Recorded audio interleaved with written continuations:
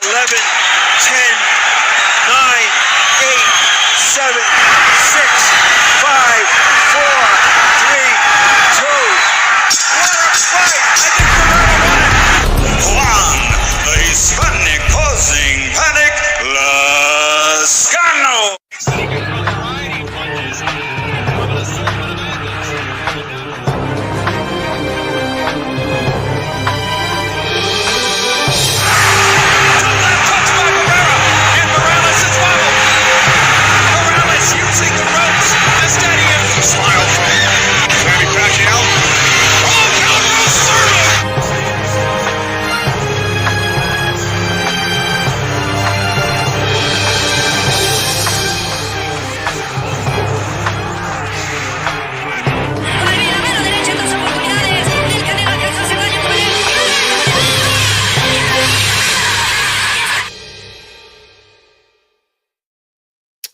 And thanks to those joining us live and those who have been joining us on the archive. D style here. This is the Spanish Causing Panic podcast. I'm being joined by the one and only Skylar here. He should be doing co-host duties. And of course, we have a guest, Jack Bowen from Australia, over there in Brisbane. He's over there in the future. It's Wednesday over there. How's it going, Jack? Yeah, I'm good, boys. How are you? Yeah, I'm solid for sure. How you doing, Skylar? Skywalker, I mean. There we go. Hey, you're on mute, brother. Hey, pleasure meeting you, Jack. Doing great. Thank you for coming on. You're a super middleweight. I see that you just had a fight this in the beginning of the month.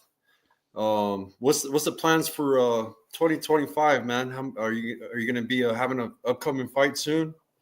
Yeah, I'm just looking to stay active, to be honest. It's been quite difficult over here. Trying to stay active, and yeah, looking to have probably 3 more fights this year and just keep building and keep winning. That's the goal. So yeah. Nice. Well, yeah, we hope we keep winning, right? That's definitely the goal. So do I, man. So do I. What are we doing, right? Yeah, for sure. So look, a lot to touch on. I want to kind of go back a little bit. So let's go back, however far this is. What got Jack Bowen into boxing? Well, why did you decide, you know what? I mean, I could be a lot of things, right? There's a lot of things I could do with my life. I want to just beat up people for a living, right? What made you, why did you make this decision to be a boxer?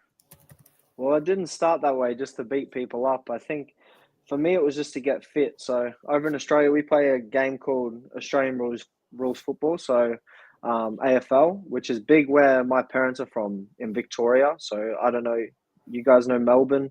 They're from Melbourne.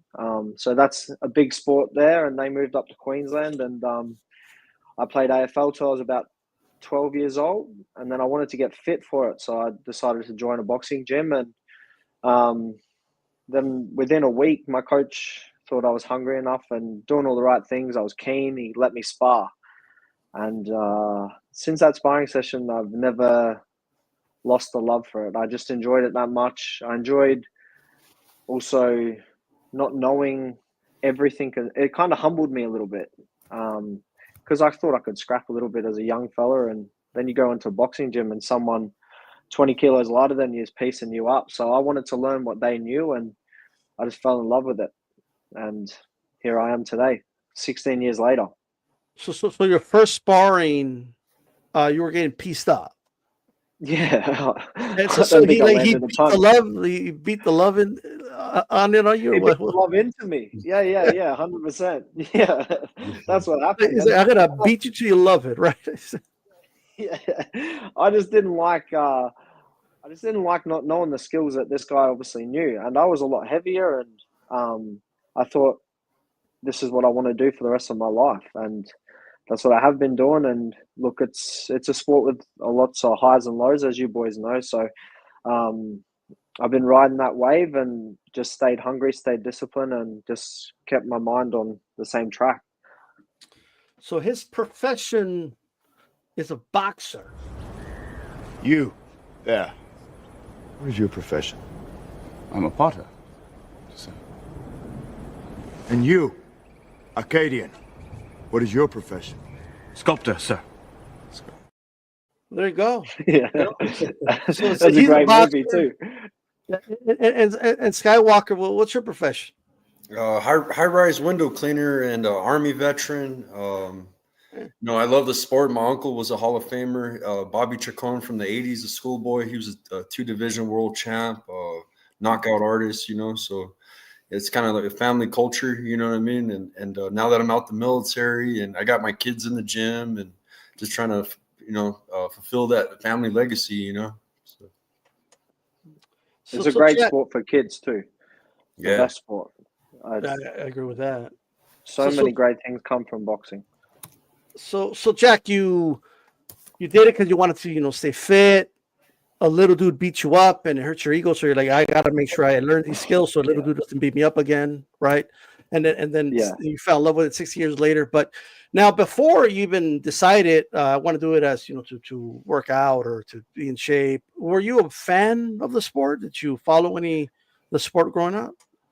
Yeah, I did. Of course, like early days, my favorite fighters were, because it was like early days of YouTube too. So I'd watch highlight videos. I wasn't really watching full fights as much unless they were on the Australian circuit. So I'd watch Roy Jones Jr. highlights, or I'd watch Prince Nazim highlights because they were exciting to me when I was a kid. So I fell in love with the showmanship of the sport just as much as I did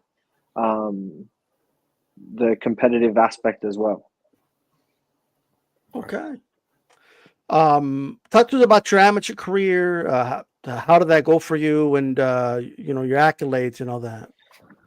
Well, the start of my amateur career, I was like 13 years old. So I think I lost like 6 of my first 10 fights or 7 of my first 10 fights. And as I said to you before, like I just fell in love with the sport. I wanted to keep learning, and that's still the same to this day. So after about 30 or 40 fights, I kind of evened out my wins and losses, and then I just kept going and going, and I won some state titles, and then obviously the Australian title as an amateur.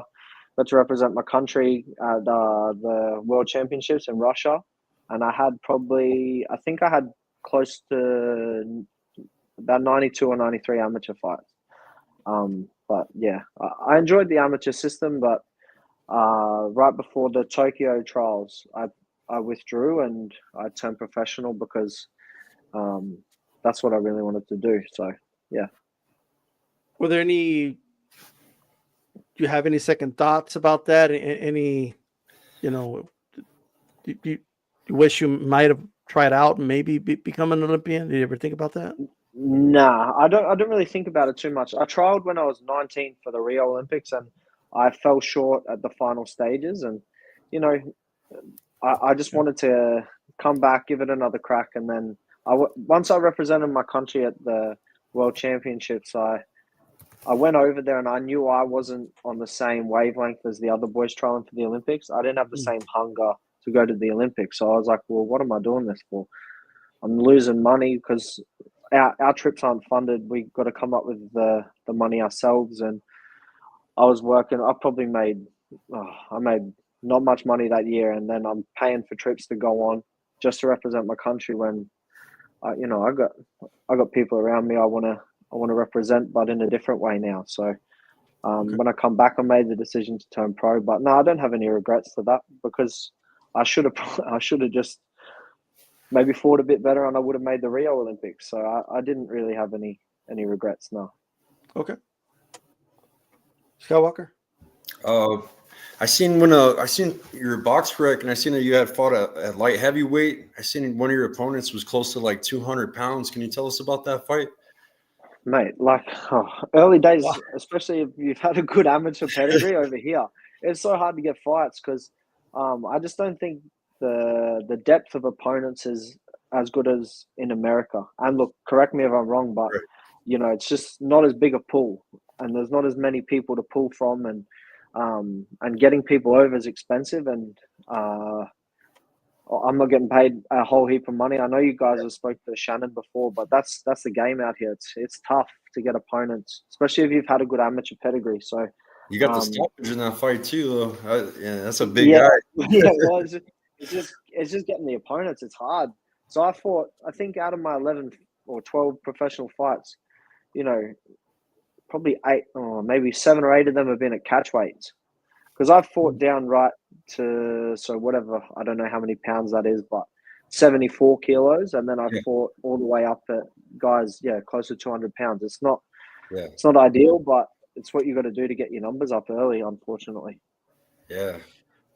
Yeah, we don't do kilos over here. We're Middleweight. Yeah, He's fighting middleweight all the way up to cruiserweight, heavyweight. Small heavyweight. Yeah, it's tough to get opponents, so you take them where you can get them. But as you progress and get the opponents get obviously a lot better, giving away the weight it's such a big disadvantage. Yeah. Okay. How's your support system? Do you have a good support system? Do you have sponsors and stuff like that help you get through? Yeah. I had a shoulder surgery at the start of last year, so I was out for about 6 months, and without the support of the sponsors I have, I wouldn't be able to live the life I live. I also worked for a long time as a professional, but after my shoulder surgery, I made the decision to look. Obviously, it's still a sacrifice, and it's living week to week sometimes, as these are the things we do as fighters. But they're the things people don't see behind the scenes. But without the support of my sponsors, I wouldn't be able to do that. But I've worked in a school program, so we work in it's a youth boxing program that my coach runs. It's called Boxing Beyond Barriers, and we go around to schools and help kids that are disengaged from school or maybe having a bit of a hard run, and try and give them a bit of structure, a bit of discipline, and I know some good male role models to look up to. If I can take your memory back to your first pro fight, back in the back, and they're wrapping your hands, and you put on the professional gloves, which is a big difference to the amateur gloves. Like, what do you remember thinking when you had the smaller gloves on and the nerves? You're about to go have a professional fight. Well, for me, my nerves weren't so much around the gloves, or it was more. Here's a story for you. The venue I fought my pro debut at was where one of my heroes growing up fought and got knocked out for the first time. So for me, it was a little bit daunting because I'd seen someone I looked up to very highly lose there, and look, he bounced back and went well. But at that stage, that was a thought. Don't make any silly mistakes. And then I pulled the gloves on, and I remember thinking, "Oh, they're smaller than the amateur gloves, but don't make the same mistakes. Just be defensively smart, and don't get caught up in the whole crowd." And that was the main thought for me. But that went away as soon as the fight started. I had a game plan. I had to stick to it. Do you still get like nerves or anything before a fight? Every fight. I've only not been nervous for two fights, maybe 3 in my whole amateur and professional career. And I remember those 2 or 3 fights I fought absolutely trash. So anytime I get nerves now, it's such a good thing because I know I'm alive and I'm alert and I care. Those 2 or 3 times, we don't want nights like that again. So now you're going to get nervous if you don't get nervous, right? Yeah, and I get nervous anyway, so I'm sweet. There you go. You got to do it somehow. Okay. Well, why do you think that is? So why do you think that when you weren't nervous, you didn't fight so well? But is it the mind process? Well, what do you think that was? Maybe in those fights I just didn't really. I don't know if it's not caring because you always care a little bit, but I don't know. I just didn't feel. I haven't actually thought about it ever. Now you mention it, but so I'm trying to unpack it live. It's just a weird feeling, and maybe it's maybe it is not caring. Maybe that's what it is. So because I care so much about what I'm doing, and in those fights, maybe I don't know. Maybe I was a bit self-destructive. And if you don't mind me asking, because I know you said it's about 3 times you didn't fight so well, is one of those times the loss you have professionally? Yeah, one is. Yeah, I remember being in the change rooms and I just felt off. But I mean, everyone has those nights, and as I've got older, even if I feel off, say it's sparring, I know how to turn that now because I've been through that experience. So in turn, I'm grateful for it. Eventually things work out and you learn, and lessons are such a good thing in this sport. It's just a hard way to learn. Yeah, As long as you learn, right? So, exactly. Yeah. what are your like? I know you just said something fell off, but aside from how you felt, like what went wrong in that fight, like the fight Um, itself. just experience, I think, for me. There's probably lots of things I could unpack, but I'm not one to dwell in the past. I've overcome a few things, and it adds character at the end of the day. A lot of people get knocked out, or a lot of people have a loss. They change trainers, they change up, they don't know what to do, and you never see them again. I'm going to keep fighting and keep doing what I do. I love this sport, and if I'm going to let a loss stop me, then I probably should stop. But I'm not made that way. So I'm just going to keep pushing, and I've learned a lot of lessons. Probably one being just experience. Take your time. Don't get caught up in the show. You're there for you and to execute your game plan, and then you get to go home a winner.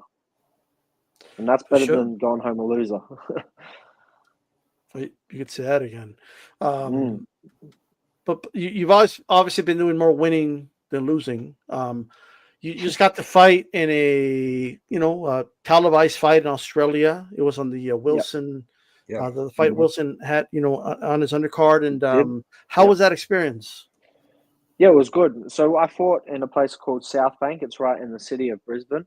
And I get a lot of people there to support me that I've grown up with. And, people I played Aussie rules with, people I know from school, people I know from boxing. So it was a good community atmosphere. Even, the main event, Liam himself, we were on amateur cards when we were younger. And it was good to have like a full circle moment in the city I grew up in. And I love where I'm from. So it was good to have everyone there on the night on a big card, and it's just a bonus that was all televised. And yeah, I felt I performed really well, and like I said, the experience thing, they're the things that get you over the line now, because I'm more experienced and I've grown as a professional. Okay, go ahead, Skywalker. Yeah, I see Luis Puente salute. He says, "Why is Australian boxing flourishing all of a sudden?" And it is, man. We've seen a lot of good shows. We just had the Thurman Jarvis fight card out there. That was a cool card. Who do you look up to right now in Australia? Who's the next big star aside from of you, of course? You know what I mean. But who do you look up to out there? Look up to, I believe, Tim Zoo's paving the way for us.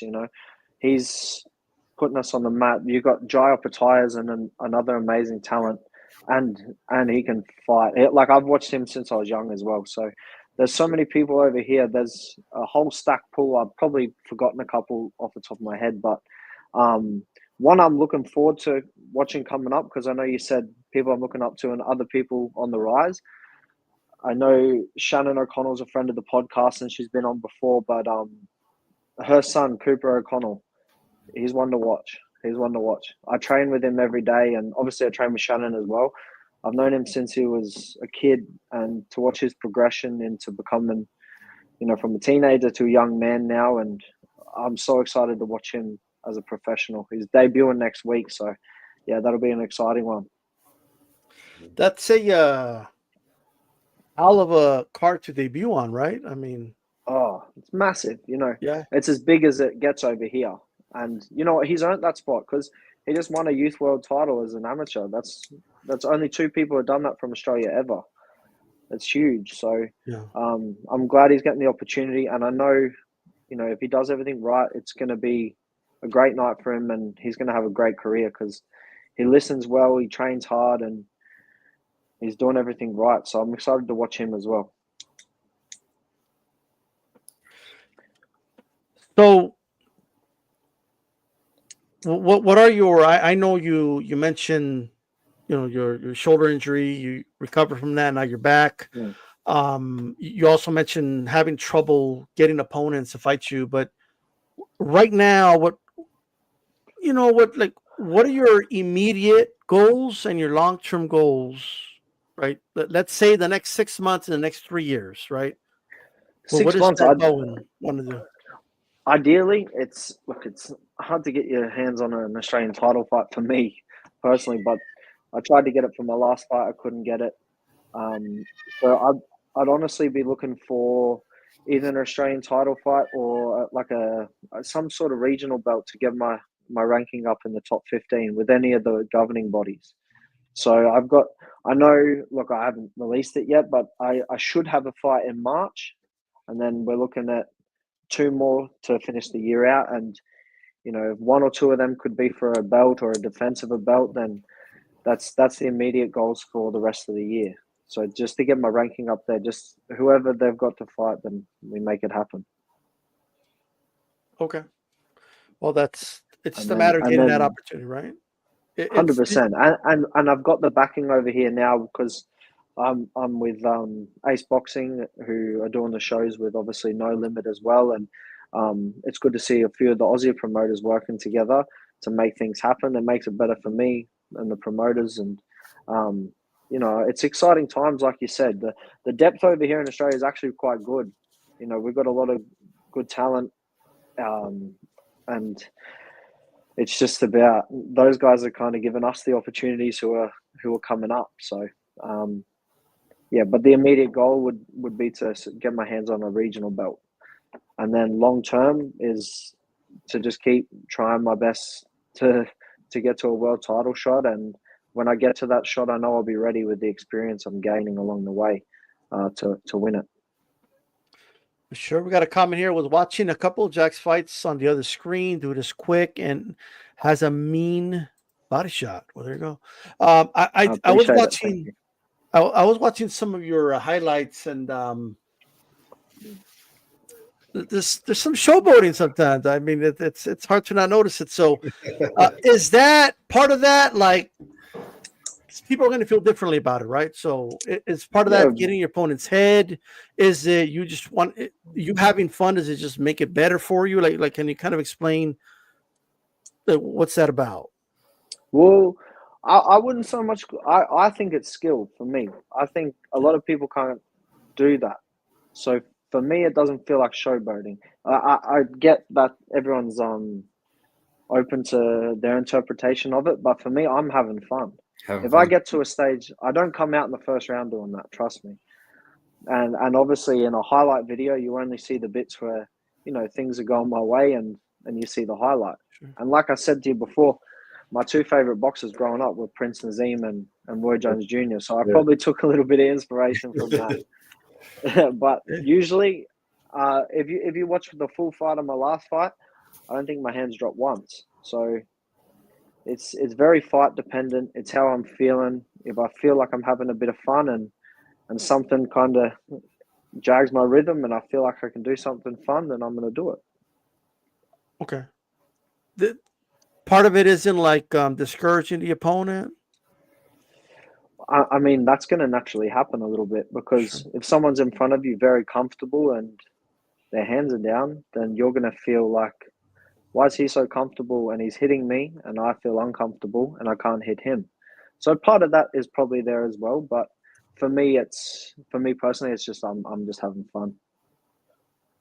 You mentioned Roy Jones Jr., so he's one of my favorites as well, and Nassim too. But like, is there like a favorite Roy Jones fight or performance that you have? As I've got older, do you know what? I'll say this. I've watched more Bernard Hopkins as I've got older than I've watched Roy Jones. Yeah, because the way he can come out in the fight and just be patient and take his time off the jab and his little adjustments in his footwork. And when I was a kid, I would have got probably bored of that. But watching it as an adult and the things he's doing, he's thinking at an elite level. But when I was a kid, it was Roy Jones, like all highlight videos though. Not so much of the full fights. I'd just watch him throwing 6 left hooks or putting his hands behind his back against Glenn Kelly and throwing a hook off and knocking him down. They were like exciting to me. And then as I got older, people like Bernard Hopkins. I even watched a lot of Roberto Duran as well as I've got older, just watching him break people down and his relentless pressure. So, it's as I've got older, things have changed. Yeah, B-Hop, just don't do the whole like when he would like throw himself in the ground and act hurt. Just don't do that and we're good. You know, or do push-ups. you know? I remember that when he started doing push-ups. I forget what, and Pascal was like, "What's going on here?" But What's happening? yeah, he's like 45 years old, and like I think it's like after round 8 or something. And yeah, that is something, and it is obviously his style gave him longevity. I think he was a world champion at age 49 or something ridiculous like that. Yeah. But like, wow. And he's outside of camp discipline as well. That's something a lot of us fighters probably don't have as well as him. I know, especially early days of my professional career, you know, you have your fight and then you go. I don't drink or anything too much, but you know, you might eat a bit too much food. Where he was on it 365 days a year, and you got to respect it. Yeah, I think I saw an interview of his one time where he said, "I haven't had a donut in years." Like, man. Yeah, years. relax, bro. Have a donut. Cheer up. Yeah. Well, that's him, you know. But Yeah. could he go years without donut? Could I? Or your favorite? Yeah. Maybe it's not donut, but I don't know what your weakness is for sweets. Ice cream, man. I love ice cream. Could yeah, I could. Years? I mean, I could. Yeah. If I put my mind to it, or if I tell someone I got to do it, then I got to do it. Yeah. I won't say it here though. Man, go ahead, Skywalker. Hey, you have anybody on your hit list out there in Australia? I know you're ranked number 3 in Australia on BoxRec. I mean, that number 1, number 2 spot. Do you know those fighters? Yeah, I know the number 1 spots with Rowan Murdoch, and you know we're with the same management, and he's at a way different career trajectory to me. He's probably off. He's at that international level. I'm not there just yet, so we'll probably grow in different ways. And he's a good friend of mine as well. I don't know. Yeah, so look at the Australian scene at the moment. I think my opponent after will be another international. I know I got it locked in. So looking at like a July date. But he's another good guy. I just can't say his name obviously right now because promoters have all that sorted. But good guy, good record, and an international opponent. So I got my eyes kind of set on my next 2 fights where I know who I'm fighting. And I'm not too concerned about too much more than the guys I got coming up. Okay. Have you encountered any like the Keith Thurman types, like the talkers at the press conferences or at the have you encountered that yet? No, not too much. I've had like a couple weigh-ins where, you know, we've probably looked at each other a bit funny, but nothing too exciting. Nothing to report on. Did you guys get to watch the Thurman fight? Oh, yeah. I did. Yeah. It wasn't much of a fight, but yeah, I saw it. Yeah. I thought Thurman looked good. I thought Thurman I actually expected him to go a few more rounds. I thought there was going to be a lot of cobwebs to shake off, but I think once he kind of felt what Jarvis had, I think he kind of knew I could take him out. So, and that's what he did. Yeah. I know second round, he kind of had a feel. He wasn't right. He wasn't right because of Jeff Fenech. You know what I mean? They had a separation right before the fight. You know, maybe like 2 weeks before the fight. So maybe that kind of got into, you know, like you said, you could have an off night. You know, if you're dealing with something mentally, you could throw your whole game. They could have brought back Emmanuel Stewart from the grave to train Jarvis. He was not going to win that fight. That's just the way I feel about it. Yeah, Thurman's a very class operator, and even the way he breaks down boxing, like he's got a very good mind for the sport. He commentated my last fight, and watching it back with his commentary was insightful for me because he's got such a good grasp on the game and, you know, the technical things that are happening, and I think that's kind of what showed in that fight. He knows a lot and he's very experienced and he changes his angles really well, and then when the finish is there, he knows how to stop people. Yeah. You gotta get past the Pacquiao loss, you know, and I hold Thurman pretty high, man. Like you said, he's got the experience and you know what I mean. He's a really good fighter, man. You know, so Well, he's You know beat some amazing people. Like, he's Oh beat the likes of Sean Porter and yeah, Danny Garcia. So many people. I just think maybe we forgot about that a little bit over here because we're rooting for the Australian to win, but right. didn't Yeah, happen. but I mean, that's Thurman's been so inactive. It's kind of Yeah, course, it's the we're going to forget. layoffs kind of mess them Um, up. Yeah, yeah. Thurman's fighting every 3 years, but hopefully he makes it to the Tim Tszyu fight. Do you like Tim Tszyu's chances in that? He's Yeah, got I to do. pass I his do. next opponent, but Yeah. Honestly, I haven't watched too much on Joey Spencer, the fight he's got next week. I know he's solid, and I think he's a bit of a come forward fighter. But I think Tim would beat Thurman. But I'm obviously going to back Tim, being an Australian, and I've done lots of rounds with Tim over the years as well. And he's a world champion for a reason, a former yeah. world champion. But he got to that level for a reason. Well, Spencer at one point was like the prospect of the year. This is years ago. Mm. He's still very young. He's still in his, I think, early 20s still. So he's Yep. not like an old fighter. He suffered a loss with Jesus Ramos. I don't know if you're familiar with him. No, I don't. So no. He Yeah, just fought the other night. Yeah. yeah. He got knocked out in that fight, but I mean, he's confident. So this is a big Yeah. opportunity for him. So Tim's got to take it serious, and I think he will. There's no doubt about it. Yeah, he will, of course. And it's unreal that we're getting those fights over in Australia. We had Thurman fly over here. That's a name I thought like maybe 5 or 6 years ago. I never thought Thurman would fight here. Like the biggest name we probably had here of recent years was Pacquiao when he came, and Yeah. yeah, it's good to have the Joey Spencer's coming over, Thurman's coming over. We've got some big fight nights happening here. Opetaya's fighting. I think it's May 13th as well. Big cards, and hopefully promoters and people can invest over here and get the sport to really grow. The way we're talking about these names, because you're bringing up Mm. Opetaya, Zoo, Thurman. I mean, how we understand that there's a ways to go and there's a lot of work to put in, but I mean, how eager are you to be like one of those names that's how you're being talked about, right? Well, that's what I'm trying to position myself to be.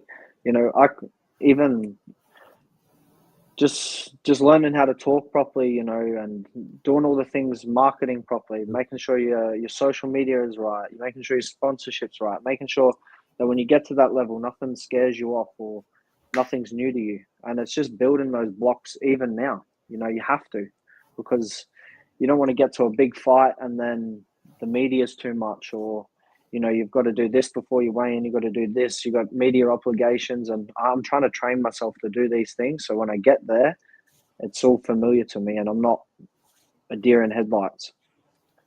Like I remember watching a lot of the Mayweather fights, you'd watch guys just crumble because they had so many media obligations. The lights were really bright and he was used to that. He'd lived that for years and years and years. So I want to try and train myself in that aspect as well, not just the fighting, because, I feel I'm getting better every day with fighting, but it's the outside boxing stuff as well, because I want to be a big name. That's to answer your question, yeah. For sure. That's smart, man. The marketing is important, man. It's real important. That right there. You don't have to be a great fighter. You don't see the greatest, but the ones that have a million followers, all that shit takes into account nowadays. Even for myself, I do media at the fights. I go to Top Rank. Yep. Our network's pretty big. I'm with Mo Boxing, no problem. So you got to have a solid network to get in these fights. They're not gonna let nobody in. So you definitely got to build it up. So. Yeah, 100%. I agree. Yeah. And So, do you have a YouTube channel by chance? I have Marziek in the chat asking if you have. Yes, I do. If you just search up my name, it should come up. But I don't know off the top of my head what it is. But is there any? Well, I'll leave it. If he follows me on Instagram, tell him to swing me a message. Put it in the chat. I'll look it up and put it in there. I put a few videos up, but that's something I gotta get better at as well. But once you are locked into a training camp, everything else, like all that marketing and stuff that we're talking about, media, it kind of just goes to the back of your head, but those elite level guys, they still have obligations to do it. So that's something I'm trying to get better at. So Jack, if you never picked up boxing to get in shape or stay in shape, and the little dude didn't beat you up and beat the love in it for you, like if that never happened, right? Like if let's just say it just didn't happen, Mm-hmm. what do you think Jack Bowen, like what would you be doing today? It's hard to say because boxing taught me so many things, but I do believe I would have been successful at whatever I put my head to, whether that was business or trying to figure out a different way to get my name out there. I always felt, even when I was a kid, I felt like I was going to do something. I just didn't know what it was, and I found a boxing gym at a young age, which I'm fortunate I did. But whatever it was, I'd probably be successful at it. I just believe that. I always knew I was going to do something. I just didn't know what it was. But I could never see myself working on a construction site or. Yeah, I would have made it in AFL or cricket or something over here. I would have. It would have been sport related. Yeah. I gotta share something funny. Earlier, we were researching you, and I was talking to Eric D Style. He so I think he's a rugby player because when you Google your name, rugby player, I was like, damn, he's a professional rugby. I was like, that doesn't sound right. I should have just said I was. Well, there's actually another Jack Bowen. Yeah, we figured that out. He's my second cousin, and he went to the Commonwealth Games. He probably had 70 or 80 amateur fights as well. So, and I've got another cousin in Melbourne, Kai Hodgson. He's 6-0 at the moment. So a lot of my family are fighters as well. So that's pretty cool. It's a lot of fighting cousins. Yeah, I know. Well, they're both second cousins. So my dad's cousins, kids, if that makes sense. Sure. But yeah, my cousin Jack Bowen, he was a weapon, like good fighter, and then Kai, he's 6-0, like I said, in Melbourne, and he's doing massive things. So, it's cool. It's cool to build the family name. Yeah, absolutely. You know what I mean? So no relation to the rugby player, right? No relation. No. I mean, maybe. I should ask my dad some questions. Like. Because it's like if I would have been doing something. There's a lot of Jack Bowens doing a lot of things, so you might have it would have been something. Yeah. Yeah. I'm not sure. No, I don't know the rugby player, but no. He's 21. He's younger than you, so yeah. Yeah, he's younger. Yeah. We heard he's younger and better looking. That's what we heard. Oh no, he's not better looking. He's similar to you, man. He's kind of a younger. I'll have to find him. I reckon I got him. I'm more handsome. Yeah. So, and if he's not, he'll beat the handsome out of him, and then he'll be handsome. I'll beat him up. Yeah, for sure. Rugby guys are tough too, man. Yeah, well, that's so where I'm from in Queensland, like Brisbane, Queensland. That's the sport up here. Is rugby league. They come to Vegas at the start of this year and last year. I don't know if you guys saw that, but they're trying to build it over there. But yeah, they're tough lads and they're big. Yeah. So I try not to fight them. Talk to us about your training. Like what? Tell me something you hate about training and something you love. To be honest, for me, the hardest things for me to get motivated for is doing weights or like strength training. I'm okay with running because it's like a love-hate relationship, but I've always struggled with strength training. I'm probably not the strongest person in the gym when it comes to weights or lifting heavy stuff, and I've just always struggled with it. But it's something that I know I have to do to get better. That's probably the one thing I don't like the most. And the thing I do enjoy the most is sparring. Obviously, I know everyone likes sparring, but you get to do what you love to do. And I'm big on learning, and I like breaking down the technical aspects of what I'm doing. And then after a sparring session, that's when you grow the most because you've put everything to practice, and then you get to go back and look over it and look at the things that you need to fix. So sparring is my most favorite, and we've got like a Friday afternoon session at our gym, which is probably my favorite session of the week because it's like all the fighters train together, but it's the professionals, the amateurs, and then all the kids. So it's like everyone around. You got kids that are like 13 having their first fight, or you've got, people like me who've had 100+ fights. So for me, that's my favorite session because you get to, you might have a bit of a joke and then you get to work, but you see the hunger that these kids have, and it kind of reminds you of where you started and now you're here.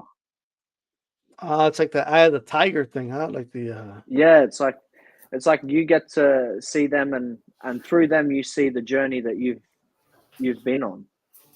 okay. Plus you see how hungry they are, and it's like I still got that too. It's a good reminder. Sure. You seen the movie Rocky 3, right? Yeah, of course. Yeah. Like, when Apollo takes him to the old gym. Now, Yeah, I was laughing at that gym because like they all look like depressed as fuck. They look at the eye of the tiger. They're like, I don't know about. They don't look so excited to be here, Apollo. But I guess that's the message it was trying to convey. Like, look at them, they're hungry. Yeah. We used to be like that. We used to be hungry. We had, like, 100%. so it's kind of like that. Like you're giving yourself the eye of the tiger every time you do that. I always found Rocky 3 really funny. Like when I watch it back as an adult, because when you're a kid, you're like, Rocky's the man. No one can touch Rocky. And then you learn how to fight a bit, and you're like, why is he getting hit with 10 jabs in a row? Like you just go boom, boom, boom. And then you understand it's a movie. But as a kid, I thought he was my hero. Or even in Rocky 3, he goes from a guy that is a southpaw, he walks up and just eats punches. And then that fight, he's moving around, dancing. I'm like, that's right. Change your style that quick. Like he's years. Like when they start the training camp, like Apollo's like, I guess they're running like a sprint. Apollo's just destroying them. Like he's running backwards at the end, and then he all of a sudden he's beating Apollo in the sprint, and then you're right. Then all of a sudden he's a slick boxer.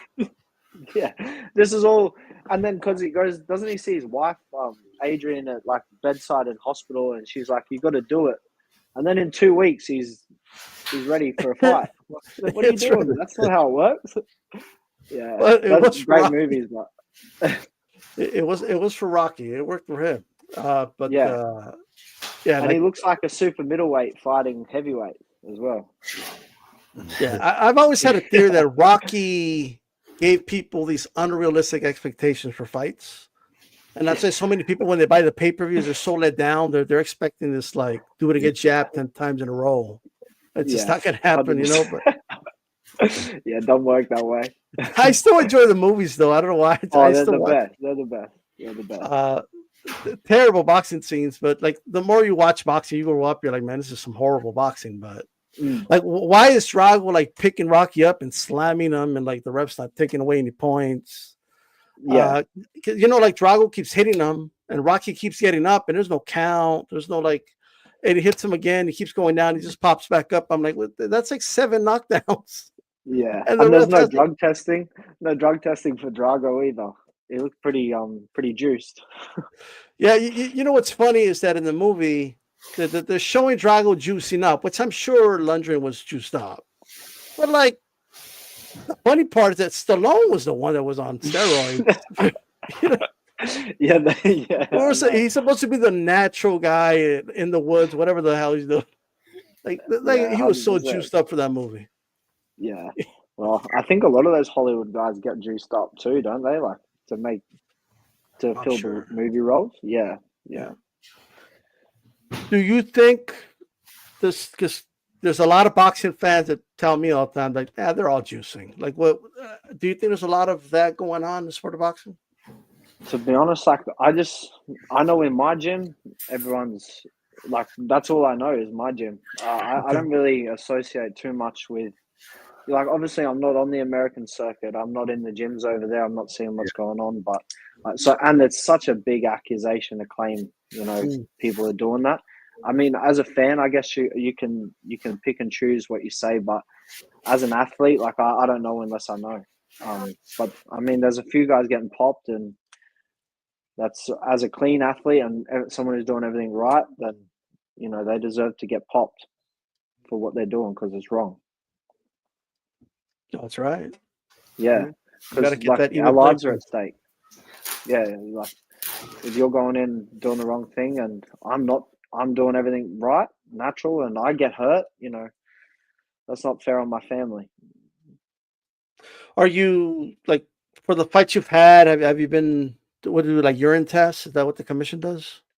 No, I haven't been tested yet as a professional. Oh, As an amateur, I have like okay. 5 or 6 times as an amateur, Okay. because I represented my country. So once you start like representing or add the Australian titles and stuff, they test this. So, but not so far as a professional, just yet, not just Okay. yet. But I'm sure once I start fighting for, Sure. like regional belts and then defending and doing those things, I'm sure testing will come about. Yeah, which I'm all Okay. for. Is it? I know you said you don't really think about it. You just kind of focus on your gym. You're not doing it, but um, think about it now. Like, do you kind of wish they would do testing even at this level? Yeah, of course, of course. I don't know all the ins and outs on how much it costs to get testing done or anything, so I'm not too sure on how all that works. I'm Okay. actually quite naive to all that, which is, for me, it's That's not a good. bad thing because I know I'm not doing anything wrong. But yeah, I wish Okay. they would. I wish they would, Yeah, it's not a just so bad thing because everything's clean. if you were taking that shortcut, I mean, eventually they're gonna test you at some point, and if Yeah, and you don't want to get there for the wrong reasons. Plus, I got a family I'm trying to make proud, and I got a gym yeah, and kids that look up to me. I'm trying to make them proud and show them that you can do things the right way. So if I'm doing the wrong things, as a person, I'd feel really guilty, and it wouldn't feel like it was all worth it. So I'm just doing everything I can to train hard naturally and, and make things happen. So yeah, not for me any of that. so I have one more question for you before I ask Yeah. Skywalker. Anything you want to throw in before we let him go? I think you've asked him a lot, man. Okay, Yeah, I think I'm good. I'm caught up. for sure, for sure. So what I want to ask you, right? Let's say 30, 40 years from now, somebody writes a book about you, about your life. Like when somebody reads that book and it's the last page, you close that book. Like what do you want the message to be? Like what do you want them to come off like thinking about Jack Bowen? That I helped my family, that I tried my best at everything I did, and I was loyal, and I inspired the next generation after me. There we go. All right. Well, Jack, I want to thank you for coming on. We'll get this shared out. Anything you want to do? Shout out your sponsor, whatever it is you want to say before we let you go. No, obviously, I appreciate you guys having me on, and yeah, to give me a bit of your time, I really appreciate it. So I thank you so much. Like I've got so many people back home that help me out, and like my sponsors, my team.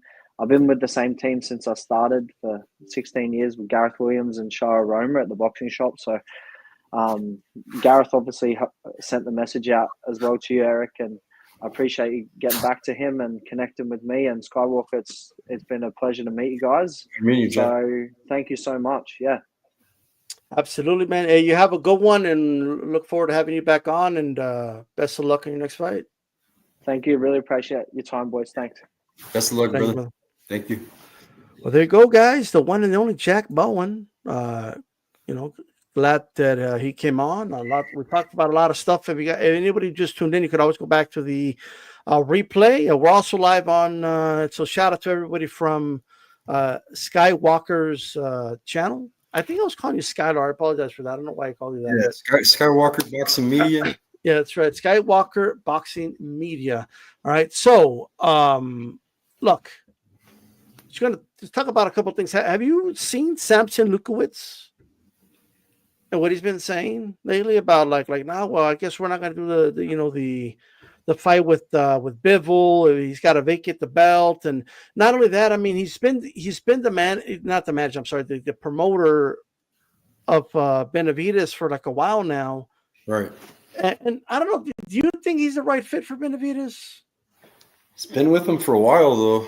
I don't know how long. He's been with him for a minute. I don't know, bro. He needs Benavidez needs that fight, man. I mean, Canelo wasn't gonna give him that fight, and this opportunity is what you would think right after fighting Morrell. So, yeah, man. I'm hoping that he can actually fight for a title. You know what I'm saying? He's putting a lot of work. So hopefully his management steers him in the right direction. What was it? What's the issue with Samson though? I mean, why isn't he making the? I guess for me, like every time Samson is asked about a fight with Benavidez, and there's options that could work out for them, like when it was Canelo, and it's just like, would you guys be willing to go to the zone and do a Canelo fight? Like, no, it had to be PBC.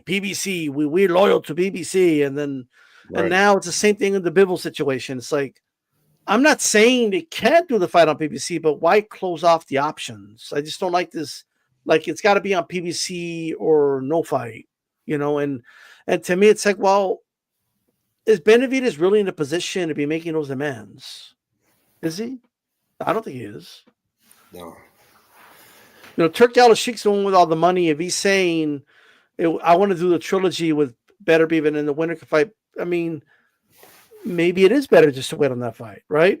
I think it'll work out though, man, because you got to think this is Turkey, man. Turkey's going to make it happen. You know what I'm saying?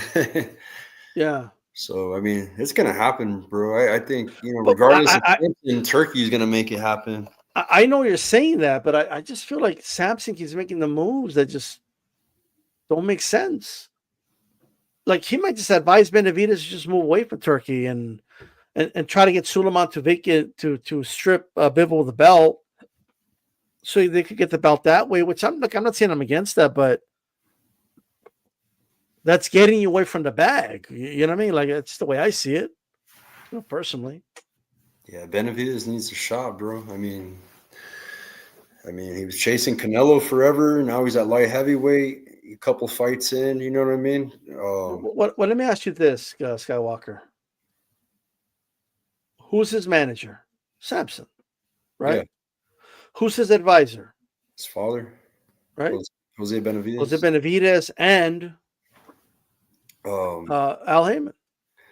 Yeah. Who's he loyal to? The PBC. Yeah. Right? Why is he so loyal, and then he's loyal to the WBC apparently? Why is he so loyal, first of all, to Suleiman, who wouldn't order the fight with Canelo? Right. And Al Heyman, who had Canelo in the contract, and it didn't involve Benavidez in it. When Canelo was a champion at your weight class, he got the fight for Charlo. He got the fight for Munguia. Wasn't even with PBC. So if I'm Benavidez, at least me, I would be thinking, what am I doing? Like what are they doing? What do I pay you for? That's the way I see it. Like, they're not getting the job done. Yeah. They've been making him all these promises, and he doesn't get the fights that he wants. It's been, and everyone kind of overlooks that because they're so focused on Canelo didn't fight him. Canelo ducked him. Look, I think Canelo should have fought him, but that aside, why couldn't Al Heyman make that fight happen? Right. And if he couldn't get the job done, you know how I look at it like the same situation with Crawford and Arum. Remember, Arum told him, "Well, you can't give me the Spence fight, so peace, I'm out." Yeah. Right? And he went out, and then he left Top Rank to go get the fight. Right. Like, is Benavidez going to show that same willingness to leave PBC if necessary to get the fights that he wants, to get the title shot? And I think a fighter should be willing to do that. And it just seems to me like he keeps getting advised not to by the people that can't secure these fights for him. That's the way it looks like to me, right? So I don't know. We'll see. But how do you feel about Samson? Are you like, you think he's Um, done a good job? shit, I don't know too much about him, man. I know that he's with Benavides. He manages quite a few other Yeah. fighters. Fuck, bro. I don't know, bro. I know that Benavides has been with Samson for a long time, bro. Shit, since he started, at the high level, you know what I'm saying. I don't know a lot about Samson, bro. Not a Yeah. whole. Lekowitz, I know his last name, Yeah. but Well, he wears a lot of gold and shit, huh? well, what I'll say is that I'm not the biggest fan. I'll just say that. You know what I mean? Like, but it just is what it is. So, 154. Speaking of Samson, he's also the man. He's the promoter, but whatever Yeah, of Fundora. yeah. And Zayas wanted to do like a face-off, bro. And they were like, "Nah, we're good." Like, do you think Fundura's gonna drop the WBO strap, or you think he'll fight Zayas? That's if even though if they order it, let's see if they make it happen. You know what I'm saying? But I don't know, bro. Shit, bro. Fedora looked pretty tough this last fight, man. With that jab. Zayas could possibly do it, bro. I don't know if he could beat a Sebastian Fundora. You think Fundora wins that fight? I think Fundora wins that fight, bro. I don't think he has. I don't. Xander Zayas is a good boxer, but man, that's a long fucking jab, bro. You know what I mean? You could be a good all you want, but that's a long fucking jab coming your way. And Mendoza, Mendoza out of Albuquerque did it, man. He was able to knock out Fundora, but Zayas could possibly do it. But his last few fights, he hasn't looked. He's went the distance. He hasn't had no stoppage in a minute, right? So. I don't know, bro. That's a hard guy to get on the inside with, right? I actually don't. Look, I'm not that big on Fundora, right? Yeah. I get that he's got a long jab. I just freak of nature, no.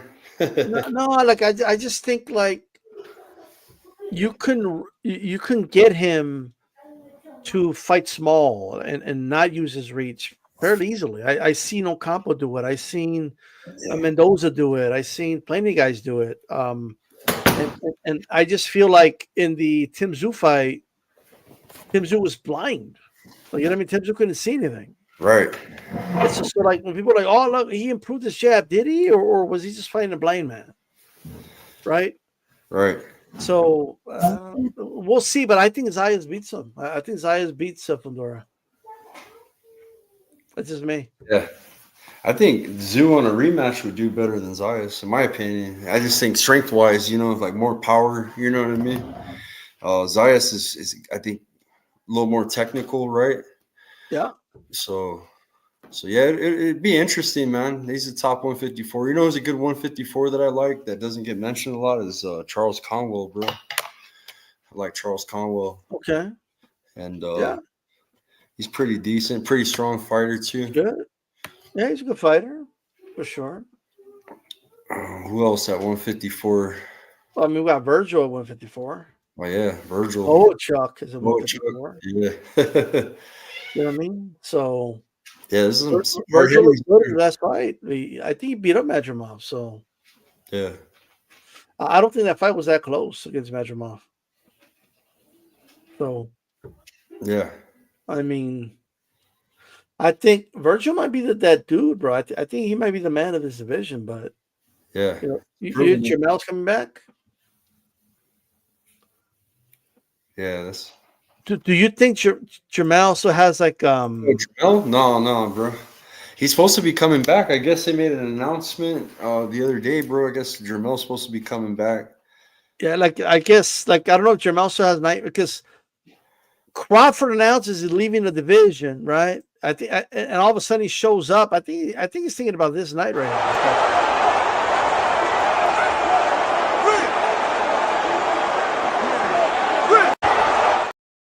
Yeah, I remember he was doing that to Jamel, bro. Yeah. What's up? Like, that's what he was doing that to. You know what I mean? I don't know So, if he was talking about an opponent, but let me see. mhm. See if I can find it. Yeah, here's his poster coming back. Okay. I don't know what this means. It says confirms his ring return. Yeah, but I don't know, bro. I don't know who he's supposed to fight. where has he been this whole time, though? Oh, yeah, PBC's planning Caleb Plant and Jamal Charlo doubleheader for May 31st in Vegas too, bro. Oh, that's Jamal Charlo. Jamal and Caleb, yeah. Jermel's coming back. That was Jermel right here, though. Oh, gotcha. Jermel's coming back. Okay. He might be on the same card with his brother. He might be on the same card, So bro. why don't they just have Plant fight Jamal? Like, what's with a double header? Now, who the hell are they going to fight? Like, I mean, Right. I don't know. They don't have that many shows. That's for the smack, right? Yeah. Yeah. I mean, yeah, I remember that when Plant slapped Jamal across the face. Yeah. Like, dude, I can't believe he slapped him like that. Dude just let himself. Yeah. I mean, just walked away. Shout out to PYP Boxing. Said don't miss out on Ayala and Yabuki this weekend. Okay. Yeah. So what's going on in your neck of the woods with boxing? Oh man, we got a huge card coming up. April 12th. We got a Brian Mendoza back in action. We're talking about Brian Mendoza earlier. He's going to be fighting on the card. We got Fernando Vargas Jr., Shane Mosley Jr., and Tim Witherspoon Jr. So you got a lot of Sons of Legends on this card. April 12th, and you got a lot of local talent. You got Matt the Diamond Boy Griego, Diego Sanchez, ex-UFC fighter. You got Rampage Jackson, Rashad Evans. You got it's a stacked card. It's in a huge venue, the Pit. The last person to fight in the Pit was Johnny Tapia. He won a world title there. So it's been a long time, man, since anybody's fought at the Pit. That's our college basketball stadium. It holds a shitload of people. Pretty big stadium. It's gonna be cool, man. We got that, and then a week after, we have a local promotion that puts on badass cards. They do about 2 cards a year. They're called Legacy, and they got a lot of local talent on that. Stephanie Hahn's coming for that one. She's gonna come for April 19th. She's gonna Shout out to Stephanie Hahn, man. Yeah. So we got a lot of good talent, man, in the Southwest, El Paso and Albuquerque. We got some good boxing going on. Yeah, I want to ask you about the before we end this one, like obviously the name of the show is Hispanics Causing Panic. It was inspired by Juan Lascano. You know what I mean? A lot of people don't know, like at least my follower, that you're. I don't think they would guess that you're from El Paso, right? Yeah, I'm a white Mexican, so this is a perfect show. You know what I'm saying? There you go. Raza, you know. Viva la raza. Mexicano right here. My tio's Bobby Chacon, the schoolboy. 59. That is kind of cool, bro. That's your uncle.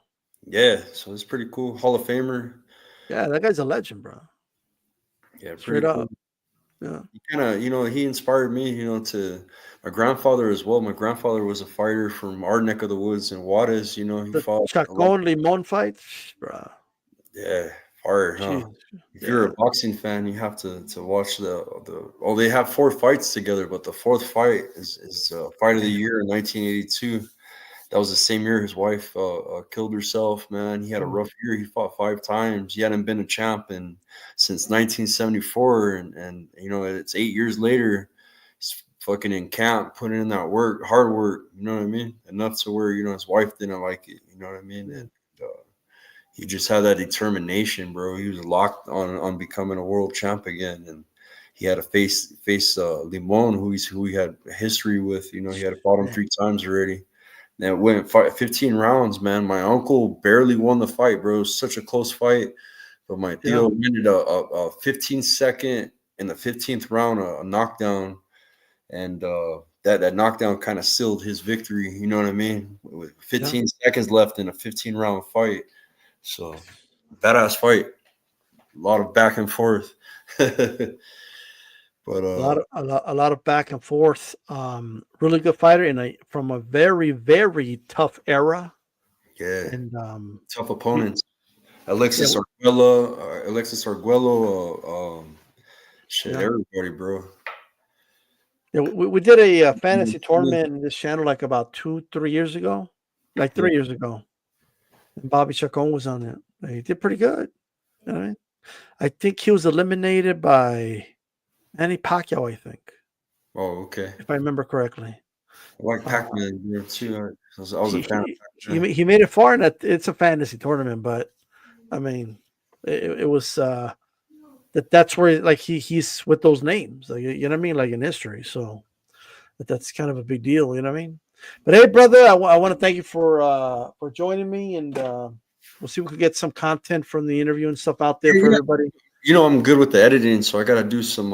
I'm still working on the other from Alex, man. So I'll make a couple of videos, man, from our interviews and stuff. So For sure, absolutely. cool. Thank you, Eric. But hey, man, thanks for joining me, bro, and everyone that tuned in. And if anybody from Skywalker channel wants to subscribe, it's D-Style Boxing, and you guys on my channel can subscribe to Skywalker Boxing Media. And thanks for you guys for tuning in. And shout out to the ones on, I see like the likes there and stuff on Facebook. So shout out to them as well. So thanks to everybody, and you guys have a good one. All right. Much love. For sure, we're out of here. Peace.